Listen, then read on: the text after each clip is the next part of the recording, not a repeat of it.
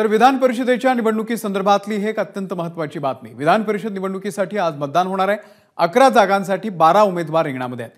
त्यामुळे विधान परिषद निवडणुकीची प्रचंड उत्सुकता निर्माण झालेली आहे। लोकसभा निवडणुकीमध्ये विजयी झाल्यामुळे विधानसभेमधील 14 आमदार कमी झालेले आहेत। त्यामुळे विधानसभेचं संख्याबळ 274 झालेलं आहे। प्रत्येक उमेदवाराला विजयासाठी 23 मतं आवश्यक आहेत। मतमोजणीमध्ये 23 मतांचा कोटा पूर्ण केलेले उमेदवार पहिल्याच फेरीमध्ये विजयी होतील आणि त्यानंतर दुसरी आणि गरज पडली तर तिसऱ्या पसंतीची मतं सुद्धा मोजली जातील। त्यामुळे आमदार त्यांची दुसरी आणि तिसरी पसंत कुणाला देतात हे पाहणं फार महत्त्वाचं आहे। या निवडणुकीत देखील धक्कादायक निकाल लागण्याची शक्यता आहे। कोणत्या एका उमेदवाराचा पराभव होणार याकडे सगळ्यांचं लक्ष लागलंय आणि आता आपण या सगळ्या बातम्यांचं विश्लेषण करणार आहोत।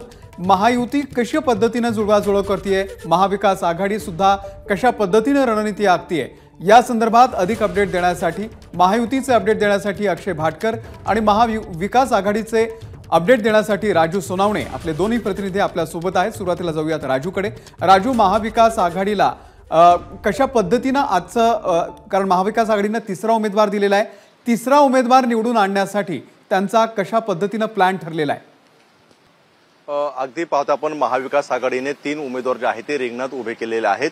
काँग्रेस सोडलं तर इतर पक्षांकडे तेवढं पुरेसं मतदान नाही, मात्र काँग्रेसकडे कोठा ज्यांचा जो आहे त्यापेक्षा जास्त मतदान आहे। मात्र काँग्रेसला सुद्धा 2 ते 3 आमदारांचा फटका बसण्याची शक्यता आहे, कारण जिशान सिद्दीकी आणि इतर आमदार जे आहेत ते काय भूमिका घेतात याकडे सगळ्यांचं लक्ष आहे। तशा प्रकारचं काँग्रेसच्या नेत्यांचं म्हटलं आहे। त्यामुळे काँग्रेसची 2 ते 3 मतं जे आहे त्यांच्यावरती जे आहे ते काँग्रेसचं काही प्रमाणामध्ये संशय आहे। मात्र एकूण जर पाहिलं आपण तर प्रज्ञा सातव ह्या क्लिअर कट ज्या आहे त्या निवडून येतील अशा प्रकारचं संख्याबळ काँग्रेसकडे आहे। आपण पाहिलेलं आहे ठाकरे गटाकडे मिलिंद नार्वेकर आहेत। मिलिंद नार्वेकरांकडे सुद्धा जे आहे ते मतदान आहे, मात्र काही मतांची जी आवश्यकता आहे मिलिंद नार्वेकर यांचं शिंदे गट असतील किंवा इतर आमदारांशी जो चांगले संबंध आहे त्यामुळे मिलिंद नार्वेकर त्या ठिकाणी जुळवाजुळव करू शकतात अशा प्रकारची चर्चा आहे। आणि तिसरं जयंत पाटलांना जे आहे ते मतांची कमतरता पडणार आहे, कारण 12 मतं राष्ट्रवादीकडे आहेत आणि इतर मतांसाठी काही समीकरणं जे आहेत ती मांडावी लागणार आहे। त्यामुळे साहजिकच आहे की महाविकास आघाडीच्या 2 पक्षांना जे आहे ती मतं कमी पडण्याची शक्यता आहे। काँग्रेसची प्रज्ञा सातव यांना मतं दिल्यानंतर जवळपास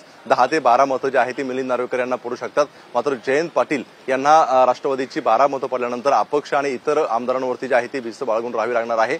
अजित पवार गटाकडून त्यांना मतदान मिळू शकतं अशा प्रकारची जी आहे ती एक प्रकारची चर्चा आहे। त्यामुळे मतदान झाल्यानंतर स्पष्ट होईल। मात्र कुठेतरी तिन्ही पक्षांनी सावधगिरीचा इशारा बाळगलेला आहे आणि आपापल्या आमदारांना जे आहे ते सगळ्यांना व्हीप जारी केलेला आहे। मतदान कसं करायचं आहे, कोणाला किती प्रेफरन्स द्यायचा आहे, सगळं समीकरण जे आहे ते कालच्या बैठकीमध्ये ठरलेलं आहे। त्यामुळे 9 वाजता या संपूर्णपणे प्रक्रियेला सुरुवात होईल आणि 4 वाजेपर्यंत मतदान होईल आणि रात्री 8 ते 8:30 वाजेपर्यंत संपूर्णपणे जे आहे ते चित्र स्पष्ट होणार आहे। अमोल, निश्चित। राजू, तुम्ही आपल्या सोबतच राहा। महायुतीचे अपडेट घेऊयात। अक्षय भाटकर आपल्या सोबत आहेत। अक्षय, महायुतीची कशी रणनीती असणार आहे आज? रणनीती ही नेहमीच गुप्त ठेवली जाते। कशा प्रकारे हे वोटिंग केले जाईल, कोणाची मतं फुटणार आहेत हे सगळं गुप्त ठेवलं जातं। मात्र तयारी जोरदार झालेली आहे। रणनीती जर आपण विचार केला तर काल तिघांनी देखील म्हणजे मुख्यमंत्र्यांनी ताज लँड्स एंड इथे, हॉटेल ललितमध्ये अजित पवारांनी आणि ताज प्रेसिडेन्समध्ये उपमुख्यमंत्री देवेंद्र फडणवीस यांनी आपापल्या आमदारांची बैठक घेतलेली आहे। ही जी बैठक आहे त्या बैठकीमध्ये अतिशय गुप्तता बाळगलेली आहे। महायुतीला देखील जर त्यांचा 9वा उमेदवार निवडून आणायचा असेल तर काही मतांची आवश्यकता आहे। मग ही मतं कोणाकडून घेतली जातील किंवा ही मतं कशा प्रकारे घेतली जातील याची रणनीती ठरवण्यात आलेली आहे।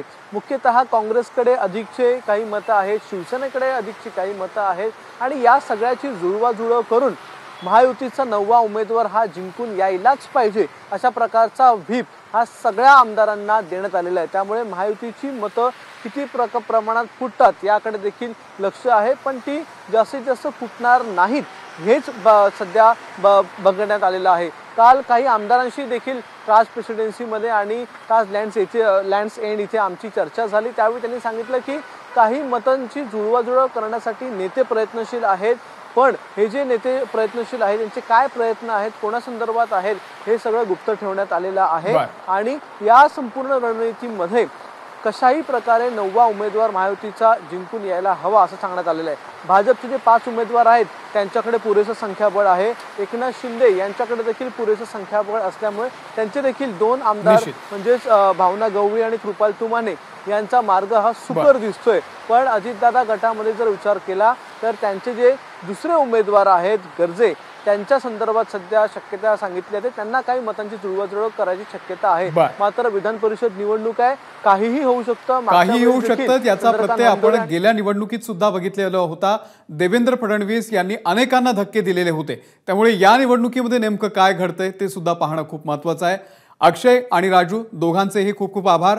दिवसभरामध्ये या संदर्भातले अपडेट तुम्हा दोघांकडूनही घेत राहू. इकडे मुख्यमंत्री एकनाथ शिंदे यांनी ताज लँड्स एंड हॉटेलमध्ये रात्री उशिरा बैठक घेतली. यावेळी शिंदेंनी सर्व आमदारांना मार्गदर्शन केलं. दरम्यान शिंदे गटातील सर्व आमदार थोड्याच वेळात एका बसमधून विधान भवनामध्ये जाणार आहेत. ही बस ताज लँड्स एंड हॉटेलला येईल आणि त्यानंतर आमदार विधान भवनाला रवाना होणार आहेत. नमस्कार. मनसुद्धा तुझं ही वेगळ्याच प्रकारची मालिका तुम्हा सगळ्यांना खूप आवडली होती. याचा दुसरा सीझन कधी येणार अशी विचारणा झाली. प्रतीक्षा संपली आहे मित्रांनो. येतोय मनसुद्धा तुझाचा दुसरा सीझन. होय मनसुद्धा तुझं.